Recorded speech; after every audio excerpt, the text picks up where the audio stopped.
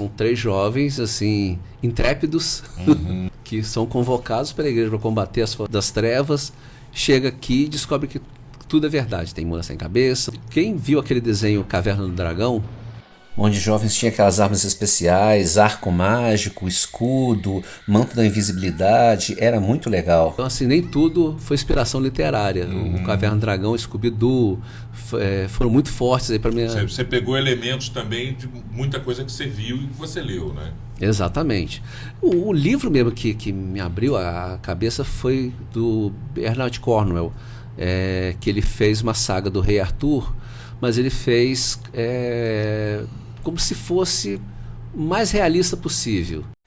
Teve uma série que me inspirou muito, que se chamava O Jovem Indiana Jones, que se passou aqui na década de 90, foi produzido pelo George Lucas e contava a infância, a juventude, a adolescência do personagem Indiana Jones, né, que cresceu no início do século XX e encontrava com diversas figuras históricas como Lawrence da Arábia, Al Capone, Pancho Villa, Winston Churchill, Sigmund Freud.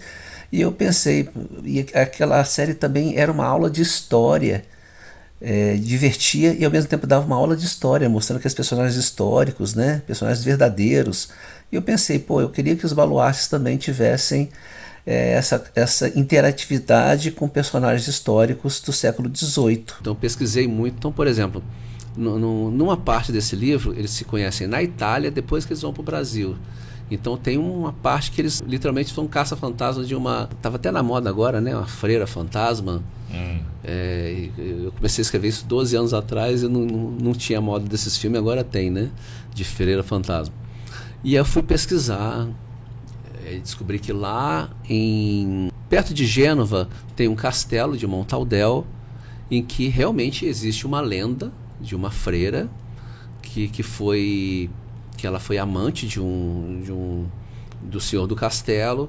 Ele tirou ela do convento e ele viajou. Quando ele voltou, ela pegou ela com amante. Então ele emparedou a freira no castelo. Então até hoje falam que escutam os lamentos da freira, que enxergam a freira lá. Se você for lá em Montaldel, existe a região de Montaldel na Itália, e perguntar da freira de Montaldel, vai ver que existe a lenda da freira de Montaldel.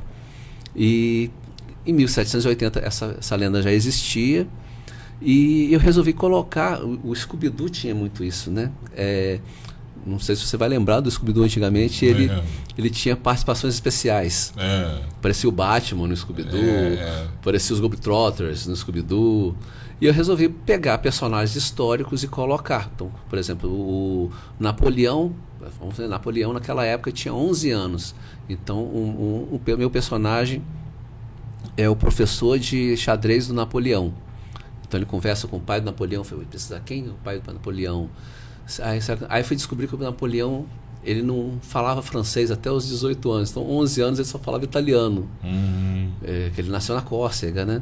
Então, pesquisa. Queria botar o Mozart. Cismei que tinha que botar o Mozart. Quantos anos o Mozart estava lá? Estava com 23 anos. Ele poderia estar naquela época, naquele lugar? Poderia. Então, taquei o Mozart lá e aí fiz aquelas brincadeiras com o filme Amadeus, que ele dá aquela risada do Amadeus.